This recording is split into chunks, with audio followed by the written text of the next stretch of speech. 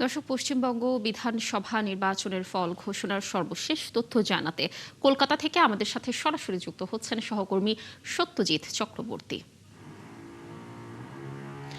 সত্যজিৎ, পশ্চিমবঙ্গের ফলাফল এখনো অনেকটাই নিশ্চিত, বিজয় উল্লাসও শুরু হয়ে গেছে। পূর্ণাঙ্গ ফল পেতে আসলে কতটা সময় লাগতে পারে একটু জানাবেন, এবং সাথে আরও একটি প্রশ্ন রাখতে চাই। মমতা বন্দ্যোপাধ্যায় সূর্যাস্ত পর্যন্ত অপেক্ষা করতে বলেছিলেন, সেই সময়েরও তো আর বেশি বাকি নেই। তৃণমূলের নেতাকর্মীরা কি বলছেন, জানাবেন বিস্তারিত।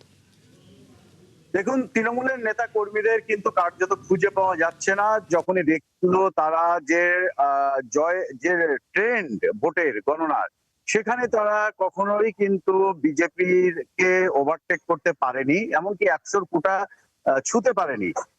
সেখানে বিজেপি কিন্তু 180 থেকে 198 পর্যন্ত তারা তাদের লিডিং রেখে গেছে অব্যাহত। এখনো পর্যন্ত আর মাত্র হাতে 6 থেকে 7 রাউন্ড প্রত্যেকটি বিধানসভা ভিত্তিতে।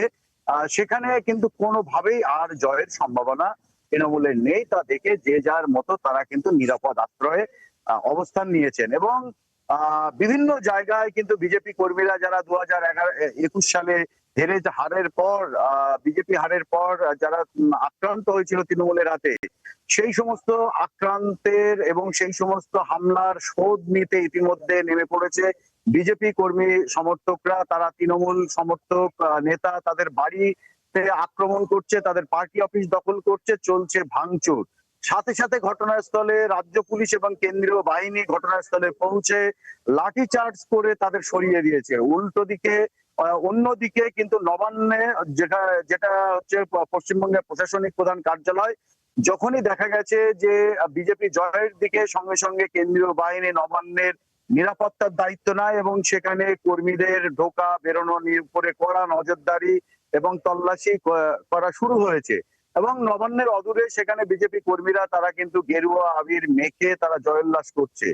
উল্টো দিকে বিজেপি তারা কিন্তু জয়ের আনন্দে মেতেছে, কোথাও মিষ্টিমুখ, কোথাও আবির খেলা, কোথাও জয়ের অপেক্ষা। এই মুহূর্তে আমি যদি ট্রেন্ড বলি আপনাকে, নির্বাচন কমিশন যেটা বলছে, মোট 293টা আসনে কিন্তু গণনা হচ্ছে 294টি আসনের মধ্যে, কারণ একটি বিধানসভা কেন্দ্রের ভোট এখনো পুনর্নির্বাচন বাকি। ফলে সেই আসনের কিন্তু কোনো গণনা হয়নি। তো এই যে 293, তার ভিতরে 8টি আসনে জয় ইতিমধ্যে ঘোষণা করা হয়েছে, যার ভিতরে 7টি আসনে বিজেপি জিতেছে, একটি আসনে তৃণমূল জিতেছে।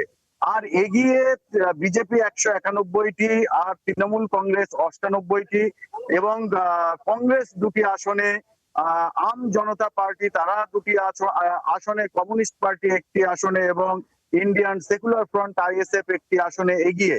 তো স্বাভাবিকভাবে যে ট্রেন্ড এখনো পর্যন্ত আছে বিজেপি 191, তো স্বাভাবিকভাবে 191 এবং ইতিমধ্যে 8টিতে জয় লাভ করেছে, এই 199টি কিন্তু আসনে বিজেপি সর্বমোট এগিয়ে। সেখানে তৃণমূল মাত্র 88 আসনে এগিয়ে আর একটি আসনে জয়লাভ করেছে। মোট কিন্তু 89টি আসনে তারা এগিয়ে। তো স্বাভাবিকভাবে 100-র গন্ডি কিন্তু তৃণমূল কংগ্রেস পার করতে পারছে না।